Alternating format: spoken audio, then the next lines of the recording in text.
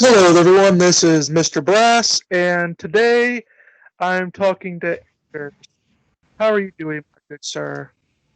Yes, hello. As I'm Andy Ace83 and I'm from Norway and I'm doing fine, thank you. Tell the audience a little bit about yourself. Okay, I am a YouTuber, not a famous one, but I have made movies or videos for 10 or 11 years, perhaps even 12 now, I'm not really sure. And I am a Christian, a Lutheran Christian from Norway. And I guess that's why I'm here, right? To talk about Christianity and religion with you. Yeah, we can talk about Christianity, religion, politics in Norway, stuff like that. Yes, and I've been thinking about it. It's like I reached a conclusion today that I probably what I want to try to do is to try to stay objective, but also give my perspective. And by that I mean I think I'm gonna try to give like this is how Norway wants us to think it is, or this is how Norway think it is, and this is how I see it. If you get my drift, it's like for instance, I'm gonna argue that Norway is a Christian nation, but I think many people in Norway would disagree with that perspective. Uh, but I'm gonna I'll try to stay objective, but still add my perspectives if that makes any sense. Yeah, it makes perfect sense. Well, I mean, from what I've heard from Norway, it seems like it's a pretty secular place. Christianity seems to be weaning from there. Yeah. First off, secular is such is not atheist. I guess I can agree with that, but I think most countries in the world, in the Western world, are secular in that they are not theocracies. Theocracies, like priest-dominated governments.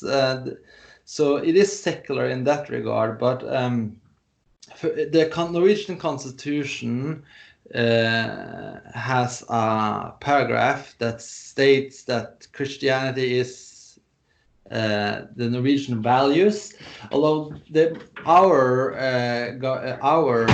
constitution can be easily changed. So it has been changed on numerous occasions, and I think it's called Christian and Humanist now, but for a long time it was just Christian. And then you have the Norwegian flag, which is a cross. And then you have the Norwegian anthem that addresses God. And then up until like 3 or 4 or 5 years ago, I'm not completely sure, they had something called a state church, which was a stately owned, also stately governed church. Uh, Sundays are still closed in Norway because of the Christian value of Sunday being a holiday. So every Sunday the stores are closed. These are, again, we are in a culture war in Norway, as we are in all of the world. Atheists want to change these things, and they constantly try to, but still, because about 40, 90, 50% of Norwegian people are identifying themselves as Christian, um, it, it's difficult. But just during Easter, some atheists suggested to remove a holiday. Oh, wouldn't it be better if that Christian holiday was not obligatory, but instead a day you can put any day of the year? If I'm explaining myself correctly, like we have this holiday. I don't know the English word for it, but it's the day we celebrate the apostles getting the Holy Spirit. I don't know what that day is called in English. Do you know? No, I'm not sure. No, but it's like a day in Christian holiday where we celebrate that the apostles got the Holy Spirit. I can Google it afterwards, but the point is that that is a holiday in Norway. again, all stores are closed and people are home or in their cabins, which is having a free day. But atheist Christian, atheist politician in Norway suggested that day would be removed, and then that holiday or that free day could be used whenever you felt like throughout the year.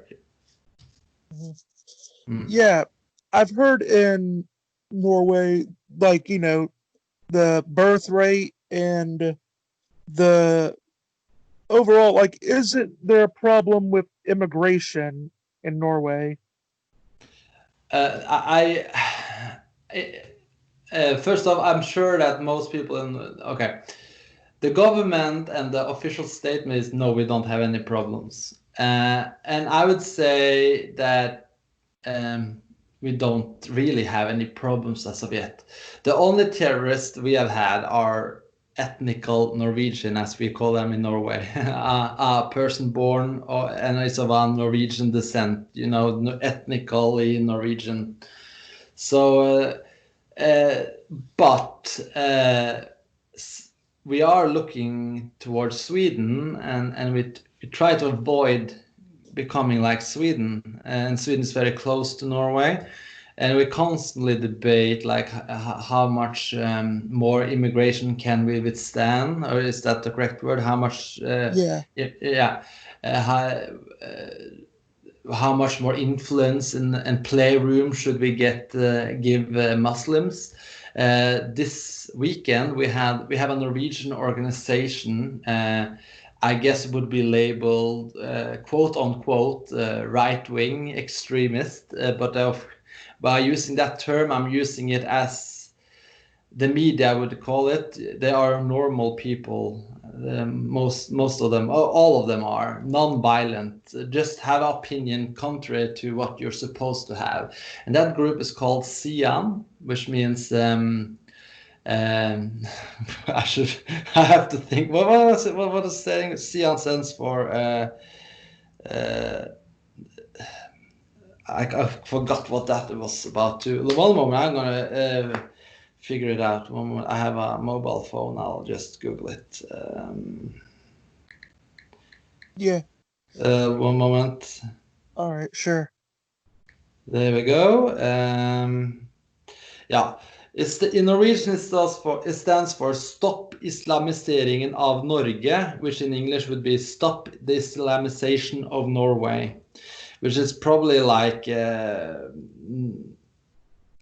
other groups around the world. Most countries have some of those groups, and they protested against Islamicification of Norway in, I think it was a town or city called Gjøvik. And there were Antifa protesters, which are the norm, and there were conflicts, scufflings, I think it's called, not really violent per se, but things were thrown and sharp objects, I think, and the police did nothing. Or so SIAN says that there were no action taken. So do we have an immigration problem? No, but all immigration leads to conflict, and I think the conflicts are slowly rising in Norway.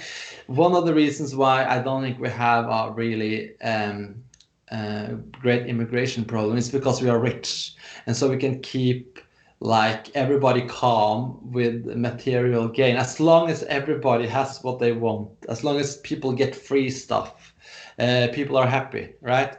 Yeah. And so they don't care so much about rising crime, because that happens in the eastern side of town, right? But slowly I think we can start to see that we are getting strenuous, and also we import American ideas. Like right now, it's really weird. What happened with Floyd, I think it's called in America, USA, has come to Norway and we talk about systemic racism and we talk about all these things that are very American. Okay, I'm not going to argue that systemic racism is an American thing. I'm not saying that. I'm saying that it's an idea. It's like a term that came from America, which I think is not directly applicable to Norway. Like racism, I would argue is in everybody in some degree, but at least in the okay, I think I need to readdress this thing. It's really a sensitive issue. Let me try to be very clear on this. I think that the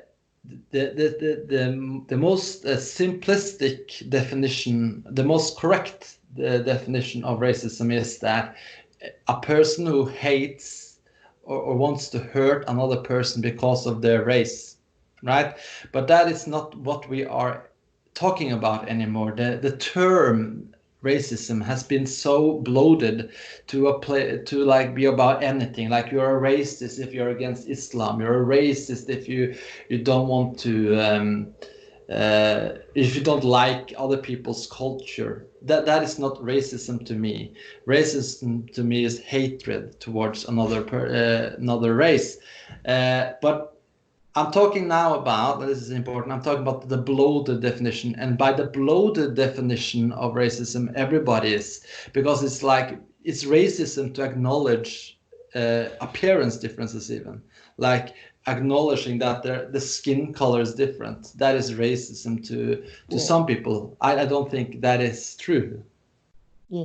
I mean, I know in places like Norway, Sweden, Denmark, and stuff like that, I know that they have a bit more of a problem when it comes to immigration and stuff like that, because traditionally they've always been sort of homogenous.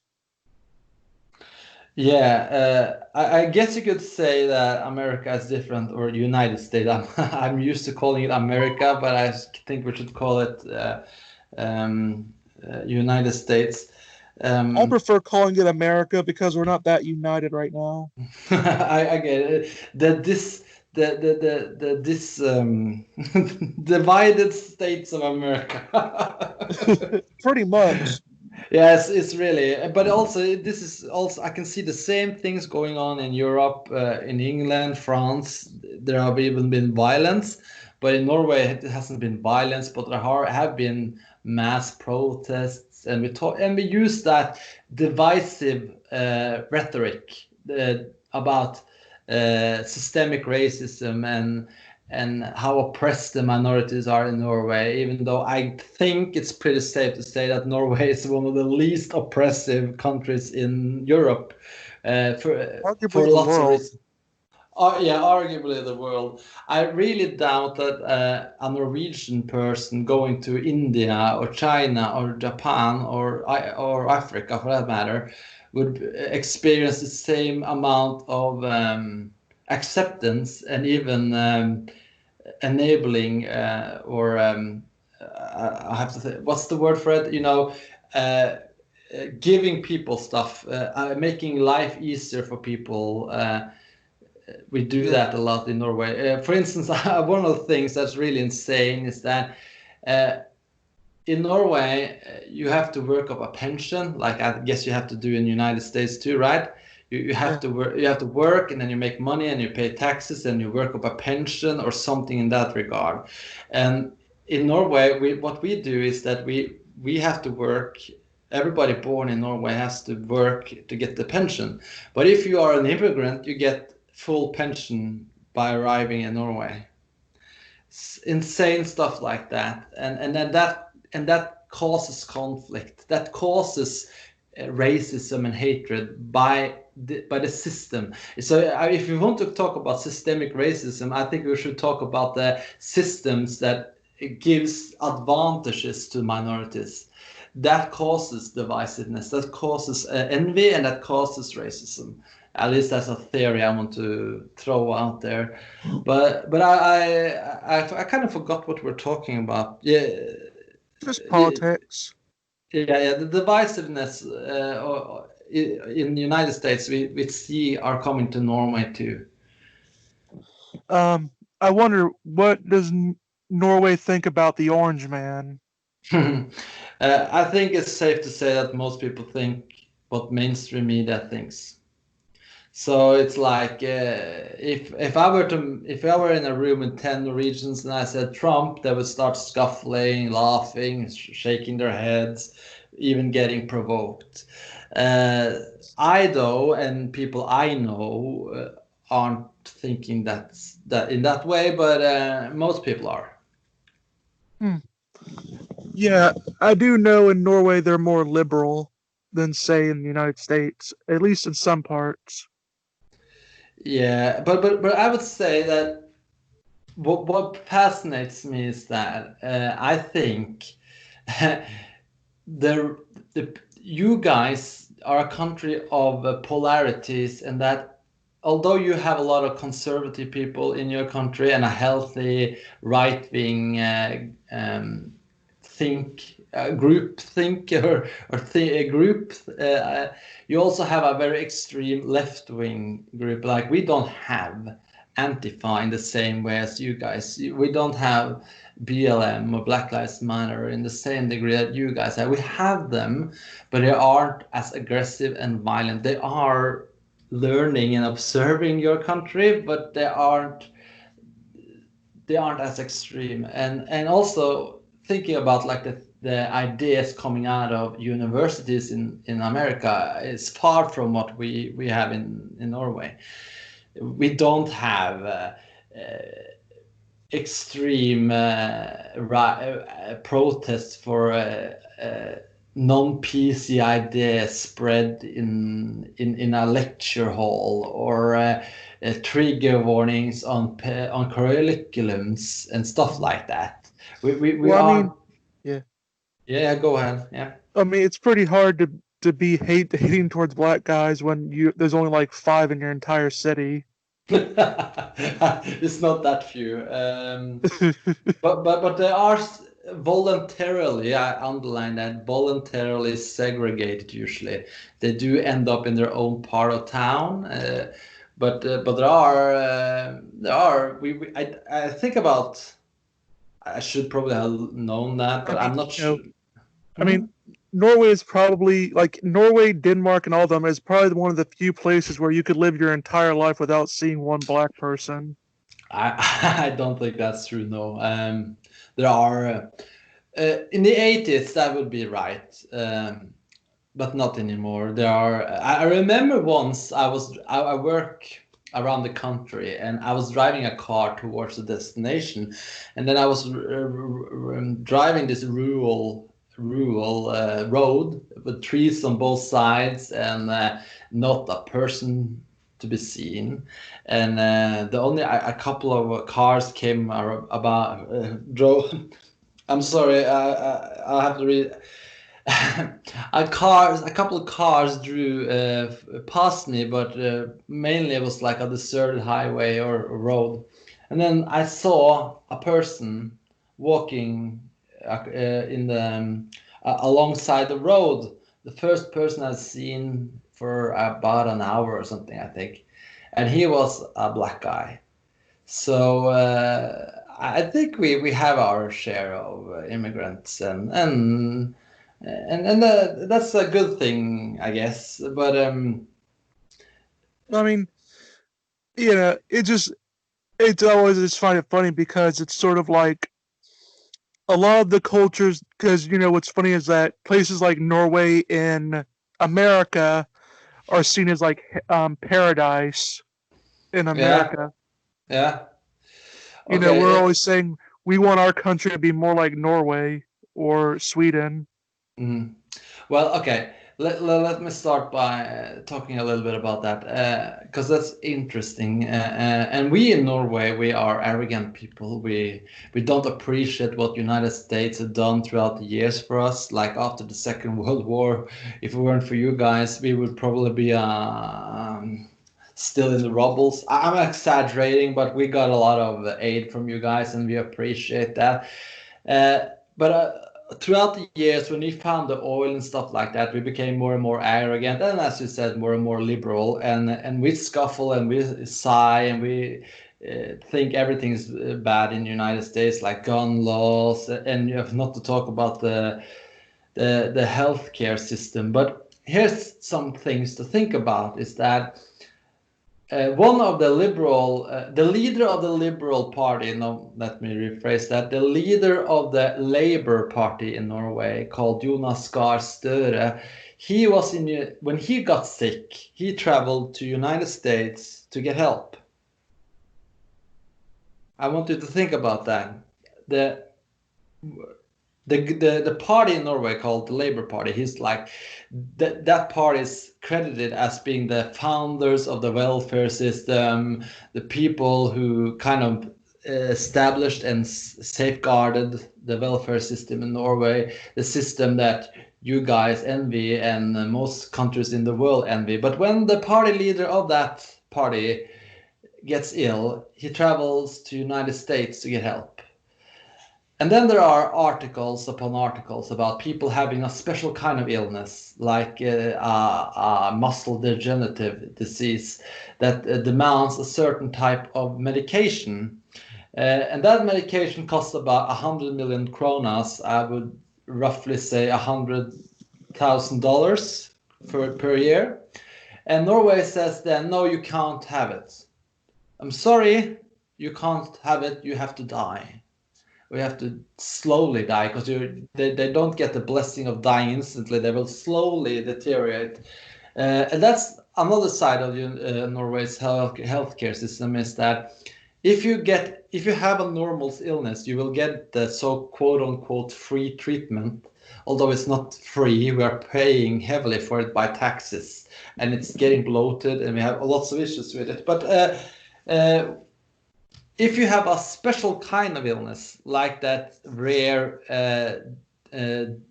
gene disease that has a cure that came from United States, we cannot afford it. So people have to die.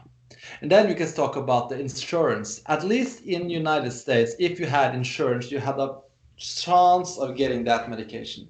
But in Norway, you are at the mercy of some kind of bureaucracy, and case closed, sorry, you can't have it.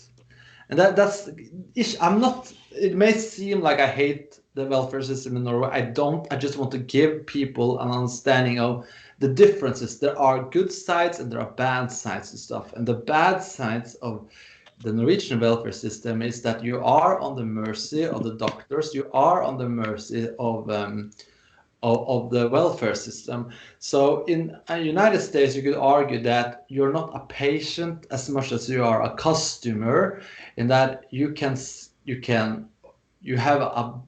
as a patient, you have more power when you meet doctors and stuff like that.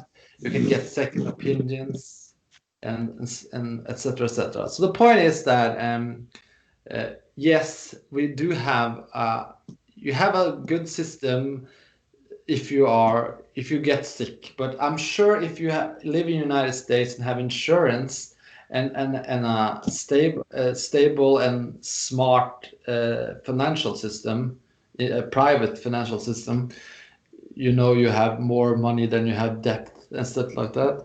I think you could do fine in the United States too. And many people in Norway travel to United States to get the help they can't get in Norway. And most of the equipment you see in the hospitals are from General Electric. So it's kind of hypocritical of Norway to be so patronizing toward your system, because your system, we are parasiting on that. The inventions, the technology, the science that you guys have through your capitalistic system have developed, we are buying when we think it's right to buy. And if we don't think it's right to buy, then we won't buy it, because we don't, like with that muscle degenerative disease in the example I mentioned earlier. Mm-hmm. Well, I mean, it is constantly said in American politics that, like, places like Norway, Denmark, Sweden, and all the like, that they're all socialist paradises. Mm. I guess I've never gotten. Yeah, I guess the strange thing is that right now we have a quote unquote right wing government in Norway, and it's and when they won 8 years ago, we had one election after the first time they got elected, so they have had 8 years in government. The first time they won, the media got really panicky, and was like, "Oh, this is going to be the end of the Norwegian welfare system and stuff like that." And then they won again 4 years ago or 3 years ago, if you want to be exact. And then for some reason the media wasn't in panic anymore, and I think it's because they learned that really there isn't a lot of difference between the so-called right-wing government and the left-wing government in Norway. The mentality, the basic ideas are the same. The main difference between the right-wing and the left-wing government in Norway is who is getting the bills. That's my opinion. And again, I think I should address this. I am giving my perspectives here. If you were to have a quiz about Norway tomorrow and you listen to what I said, you're probably going to fail because this is perspectives. This is not the official truth. But if you see, the main difference between the left and the right in Norway is who is getting the bill. The right-wing government wants the labor class to take the bill, like you and I, whereas the left wing wants the rich people to pay the bill. But it's all the same. There's no talk about dismantling the welfare system. There's no talk about making the government less, or at least they try to, but they fail. And one of the things that happened when we had a right-wing government is that the first thing they did was lowering the taxes, just like Donald Trump did, right? Lowering the taxes. So basically I got like $200 more a year or something like that. And of course the rich people get 200,000 or 2 million or whatever extra a year. And the second thing they did was raising the so-called buyer's tax. I think that's the closest thing to the English word. We call it the mums in Norway, which basically is that the government gets a percentage of every buy you do. You know what the term I'm talking about now?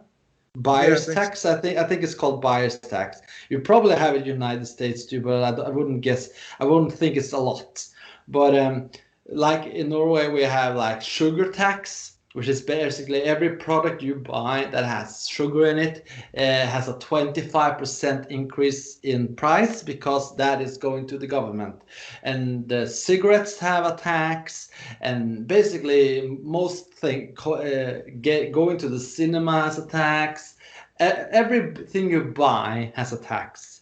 And but the difference between income tax and buying tax is that if you got an income tax, it would be fair that if a poor person would pay less in taxes than a rich person would, right? Because the income is lower.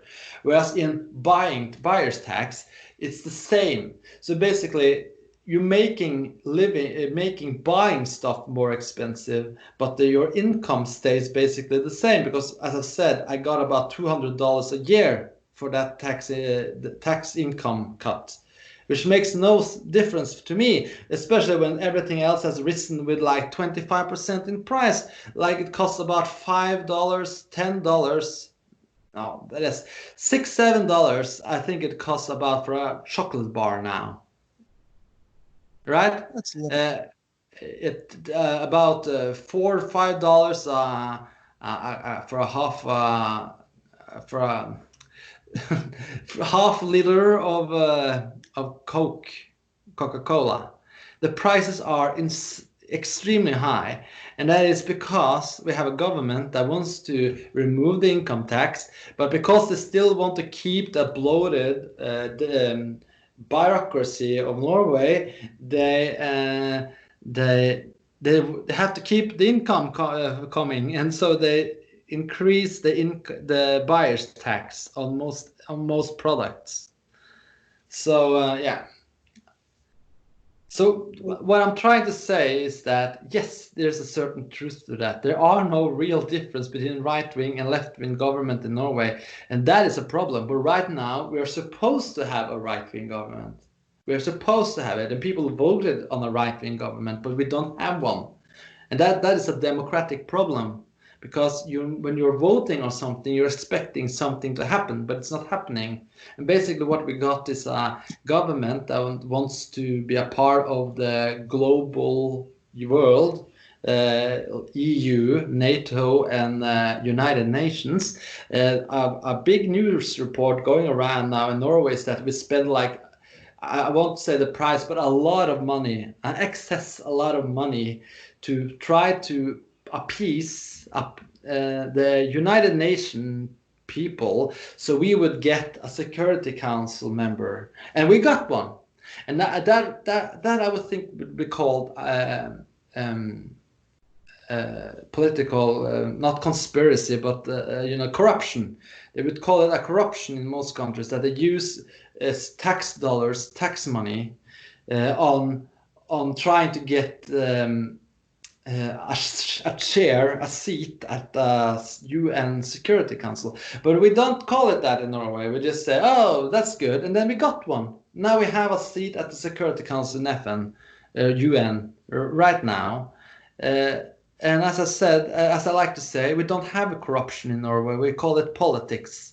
It's so open. We just call it politics. Oh, you used my taxpayer money on trying to get a seat at the UN. Okay, fine. What can I do? I can't do anything. It doesn't matter if you're right wing or left wing, because it's basically the same. Yeah. Yeah. We sort of have that, noticed that little thing here in America, where, I mean, if you look at Trump when it comes to immigration, he doesn't have really anything on Obama. Obama immigrated more, and Obama was and Trump is supposed to be this ultra conservative, but yet he puts forward a lot of left-wing ideas. Yeah, like I read in the Norwegian newspaper that your high court, your Supreme Court, there we go, just added a new law that's made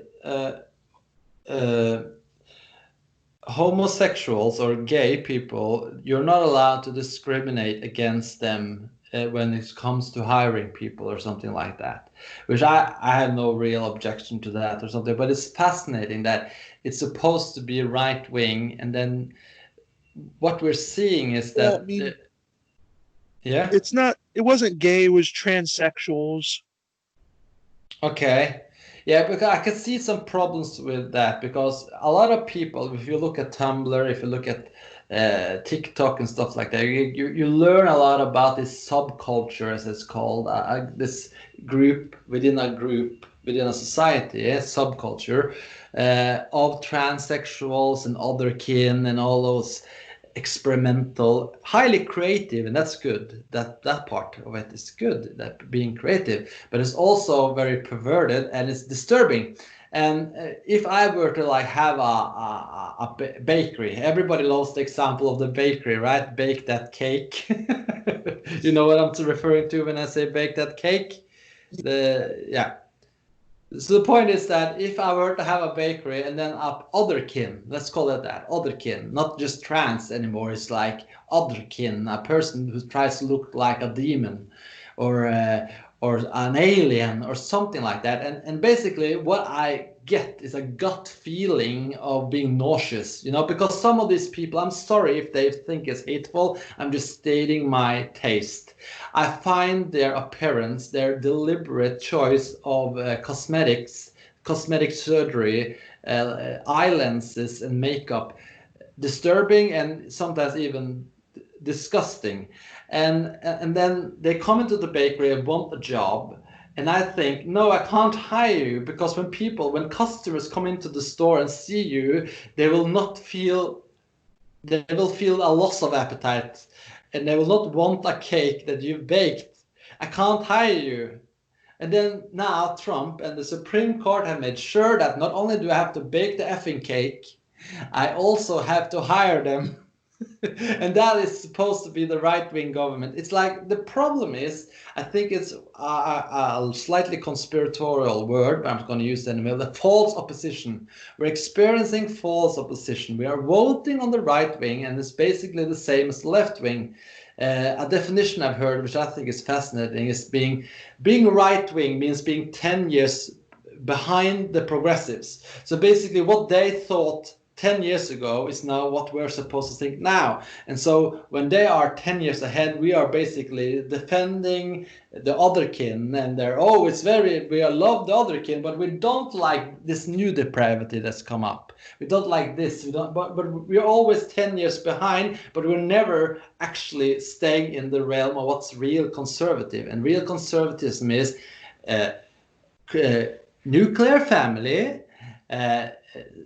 biological sex, and trying to keep your sexuality in the bedroom, or the kitchen for that matter. The point is you're supposed to have it in your home. It's private. It's nothing the world needs to know about. I don't need to know about a Tumblr girl and her experimentation with body modification because she has a trans humanistic ideology and mental illness.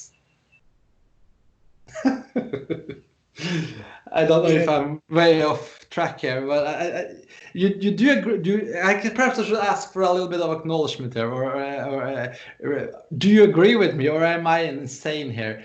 I think you have a good point. Thank you. You know, like I said, I think there is a false choice when in politics in general in the Western world. Mm-hmm. A thing I actually wanted to get onto you with is, you know, since you said Norway is, I believe you said half Christian. Mm-hmm. I was wondering, you know, how does it feel? You know, seeing how you're a Christian, how did that really come about with you? Were you always a Christian, or were you, you know, or did you just become one? No, okay. I am 37 years old, and so I have 37 years of experience with how the Christianity has evolved or devolved in Norway. When I was born in the 1980s,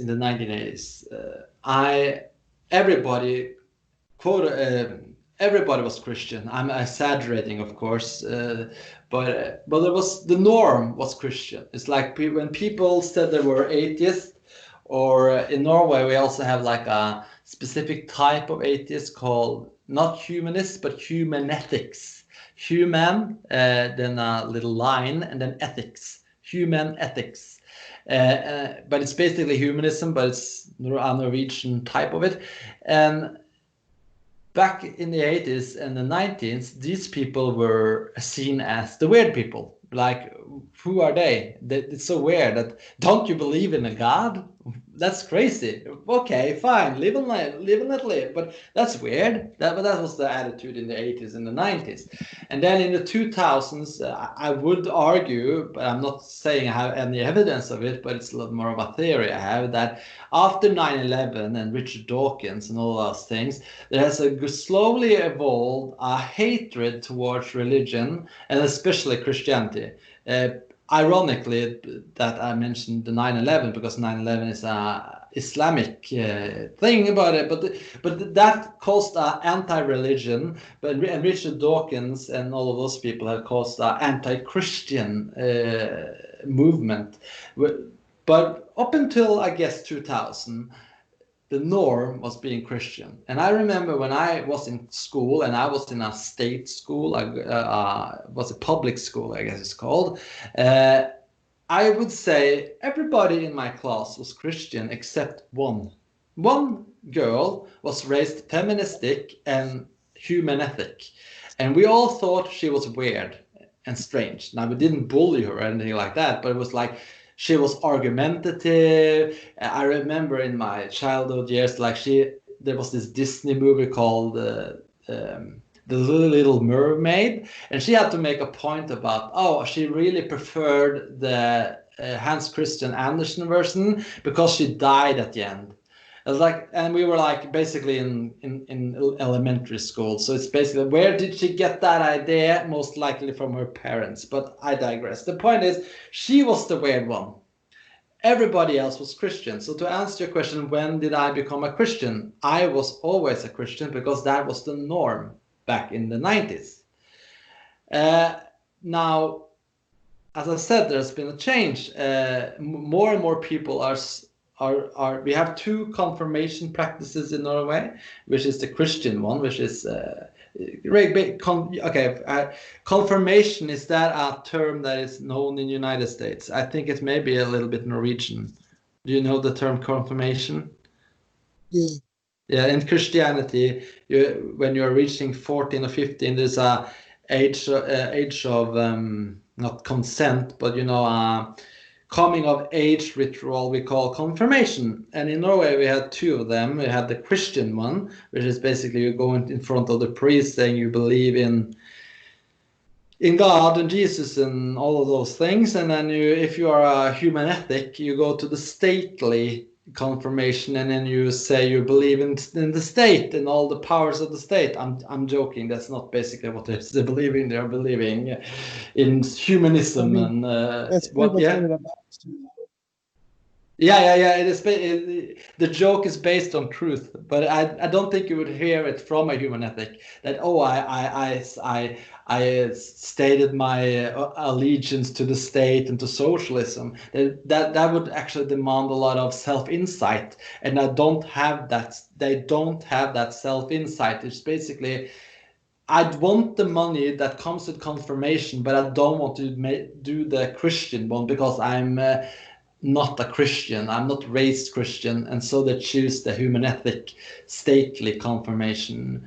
And all of the Christian rituals have basically been appropriated by humanetics, and so they don't have a baptism, but they have a name day. They don't have a confirmation, or they have a confirmation, but it's a stately confirmation, and they do give weddings and funerals. So they have all of them bastardized Christian versions of, but I digress. The point is, so I was always a Christian, but I think many people, unlike me, have had a movement towards atheism because of what I think is pop culture. And like, you are propagandized every day with anti-Christian and anti-theistic views. Like I basically saw like a video yesterday about Poltergeist on YouTube. This may sound disjointed to you, but listen, but hear me out. I think you may see the point. I saw a video review of Poltergeist. Have you seen that movie? I think so. Yeah, and I saw that review. I can't remember the guy who made it, but I saw it, and he had relatively insightful comments on it.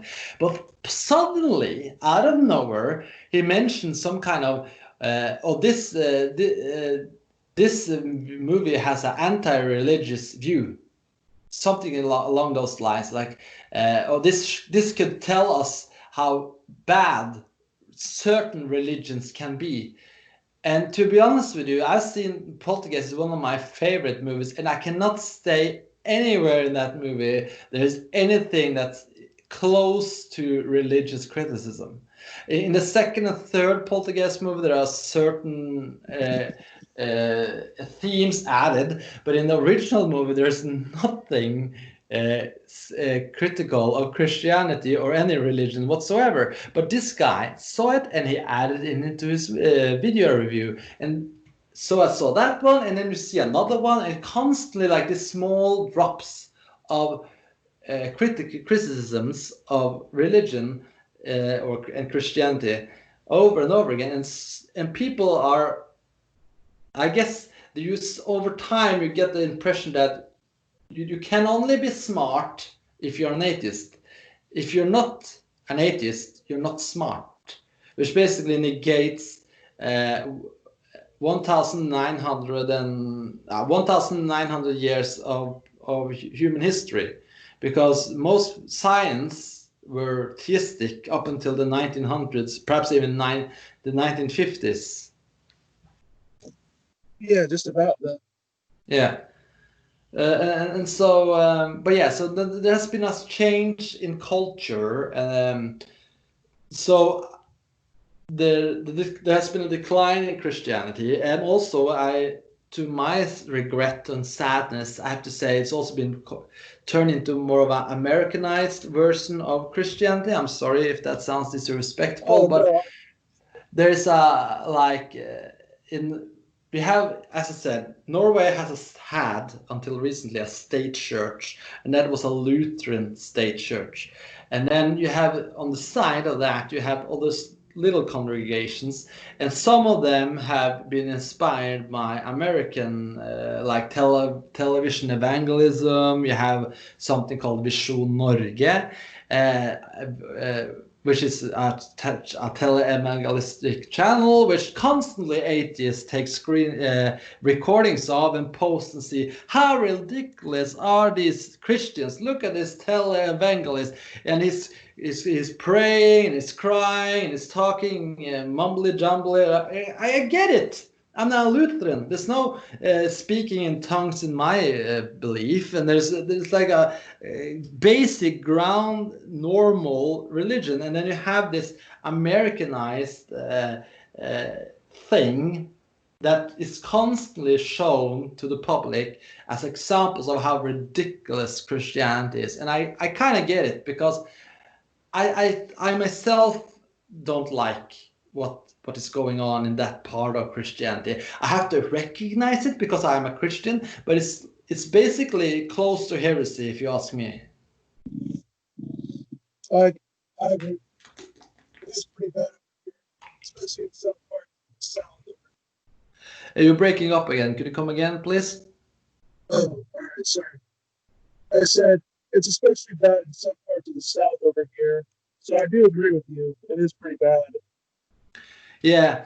And what again, it's really difficult to find the English words for it, but it's called Pinsemenigheten in Norway, and it has history tied to like American South practices. So there are historical ties, and in fact the first congregation of the Pinsemenigheten, I don't know the English word for it, but it was probably a word for it, was in my town, the first congregation, and it came from United States. So it's an American version of Christianity that I guess epistemal. Let me do some. I'll try to figure it out quickly. Let's see how.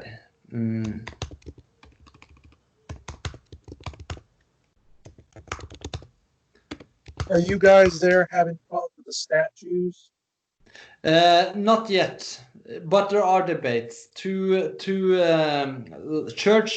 and a Norwegian author who may or may not have bought stocks in slave. He wasn't directly tied to anything, but he may have owned stocks in a slave company or something. Pentecostal church, do you know that? Yeah. Yeah, that is the English word for Pinsemenigheten. Is that a big part of United States? I don't know a lot about it. It can be. In some areas, it's larger than others. It's especially pretty big in the South here. Yeah. Pentecostalism is pretty common, like in the South, but not so much in the North. No. And I think that one is what I call action Christianity, and I don't think it's healthy in many ways. But are far more destructive religions than that one too, I may add. But it's like I am a Lutheran, and I need to state that constantly. By being a Lutheran, I'm not a Pentecostal person. I don't believe in speaking in tongues or holding snakes. Not that was the Pentecostal don't believe in that either, mind you. I'm just saying there are certain religions that do. Christianity types, and then you have Catholics, like, right? I'm not a Catholic, so I don't. Although I constantly see that I have to defend Christianity on the premise of what Catholicism has done, like what they are doing with, children. But what I like to say then Well, is like technically teenagers.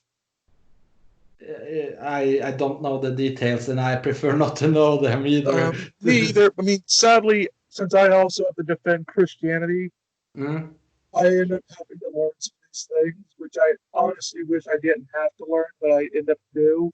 mm, Yeah, I mean, that is a constant thing, is where they're saying it's children. I mean, it is in a sense. I mean, it's not any better, but it's, if you look at the age and you're just going straight, just for the correct technical terms, it would be teenagers. Okay, you may be right, and It again, would- I don't want to know. I haven't Like- bothered. I mean, the terms are mostly there for legal reasons. Mm. I mean, it's Yeah, not really much about morality, but more about legality. I think it's both. I You think it's know- a more a question of morality too. But let me just say that I don't know the age. I haven't looked at any data. I don't know if they were 6 years old or 16. But I think, to my understanding at least, it's a diverse type of group. It's not all 16-year-olds. There are some going below that too, isn't it? There are some below the teenage group too, isn't it? It's not just what's it called, pedestry. There are real pedophilia in there too, I think. But again, I don't know. The age I've heard is about 13, 14 years old. Okay. Again, I don't know the details. I'm not saying that to be just like to make justifying them. Of course not. It's still immoral. But if we're going technical terms, it would not technically be pedophilia; it would be hebephilia. Yeah. Or pederastry, as I think that's the term. It's still wrong, no matter what. But that's we different. Like, these terms are more or less to differentiate in terms of court. Yeah. I get. Obviously, in court, we're going to treat someone that maybe had sex with a 15-year-old a lot differently than we would a person that had sex with a 5-year-old. Yeah. So that's and again, yeah. More about morality as it is, well, how are we going to differentiate to to charge the person? Yeah, I feel uncomfortable talking about it already because the subject matter is disturbing to me. No, but I want to just finish the point. The main point is that as a Christian, sometimes or constantly, it gets thrown in my face. And so I sometimes say that I just want to burn down the entire Catholic Church. It's so blasphemic and perverted, and the main problem is that it's systemic. It's like going all the way up to the Pope. I think sometimes they are defending it and they are hiding it, and so but that's, again, since I am a Christian, I guess you are a defender of Christians. I guess I would call you apological,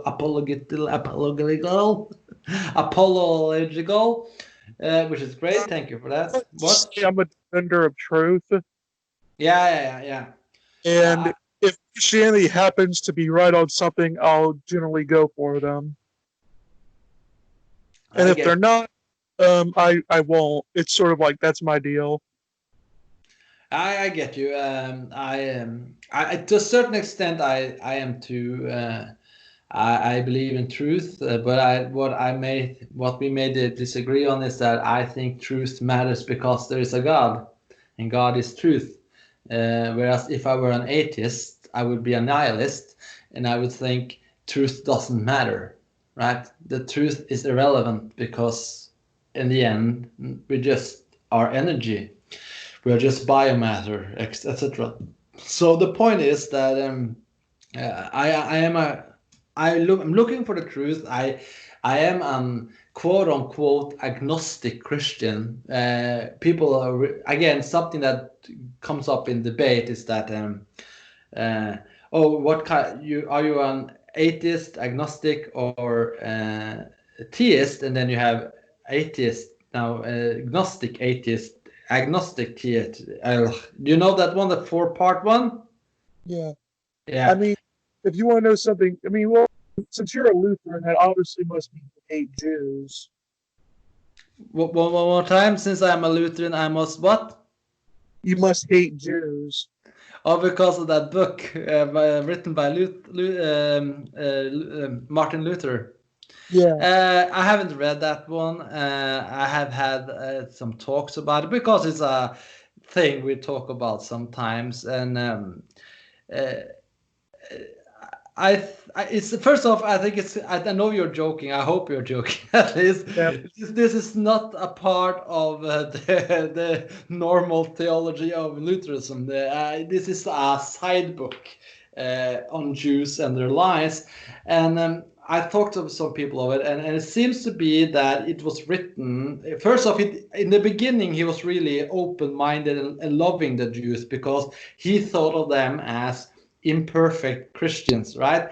And so he started to proselyting, isn't that what it's called, or preaching to them, trying to convert them into Christianity, and then he failed, and then he became bitter, and when he got old, he got bitter and angry, and that is why he wrote the book. That is in context, is that originally he liked them and he thought of them as potential Christians, but then he saw that they weren't very open to conversion, open to becoming Christians, and then I guess he became an anti-Semite. But that is not a core. That book is not a core part of the Lutheran theology. That is other things like the importance of baptism, why we have baptism, which is I believe, because I've had one other Lutheran come on the show before, and they say they differentiate between Luther's political beliefs and Luther's theological beliefs. Yeah, and I think that's the important thing, is to divide people's political views, which I think is really BS anyway. Politics is BS. So what they do is they simply say, well, the Jewish thing was more about his politics. That was what he was more fighting against with the Jews, but his theology was completely irrelevant to that. Yeah, and that book is not. I know it from Wikipedia, right? I've never heard of it in any church context. That's not a book we talk about at all. So. To all the Jews who may be listening to this podcast, and I don't think Lutherans have been affected by that book.